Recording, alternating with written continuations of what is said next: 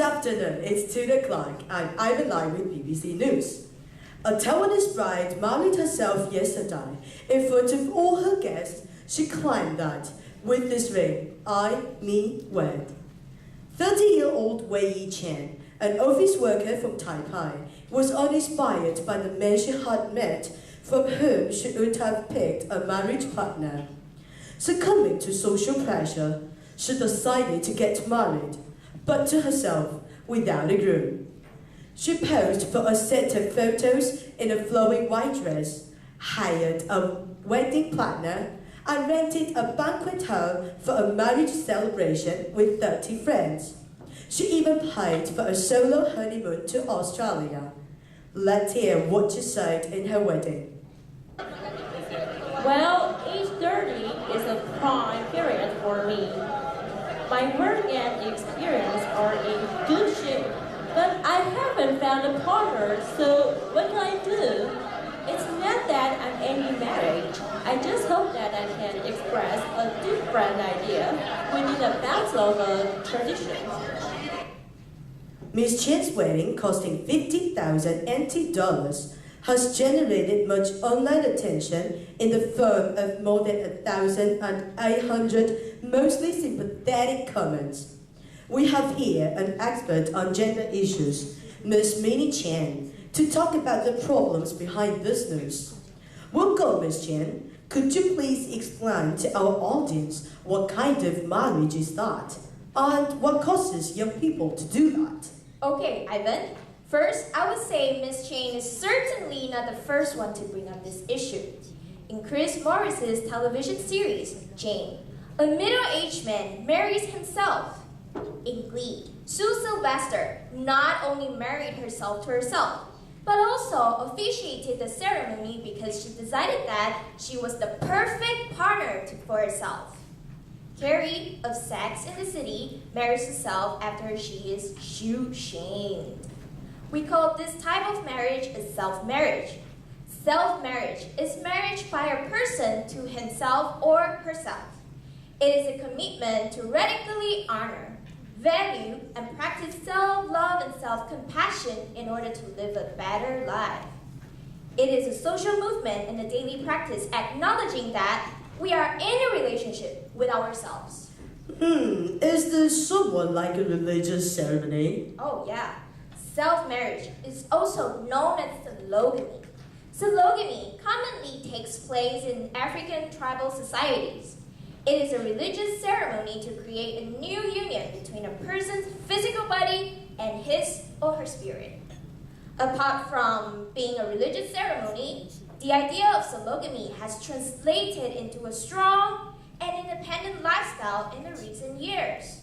The concept of sologamy was important during the feminist movement.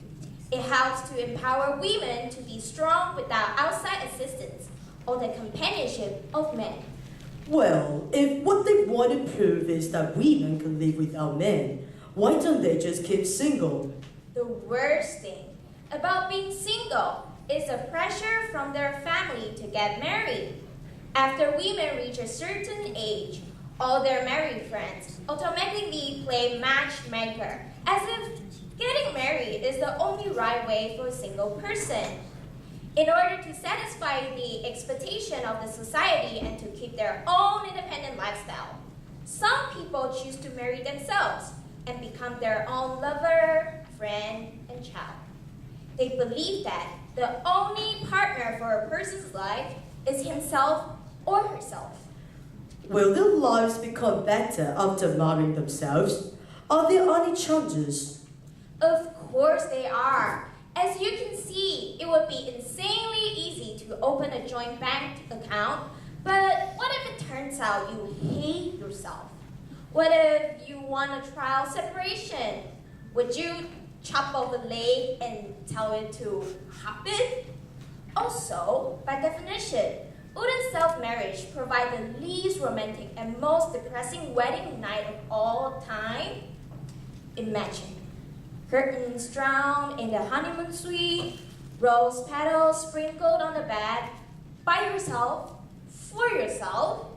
And there you are, the bride and groom, hunched over a tub of the most romantic of lubricants, introducing hands to your body as if they've never met, while watching the shopping channels in case you see something nice for your other half, in this case, the left-hand side of your body. Well, there are some positives though. Infidelity will become a thing of the past. You see, you and your partner would always stick together.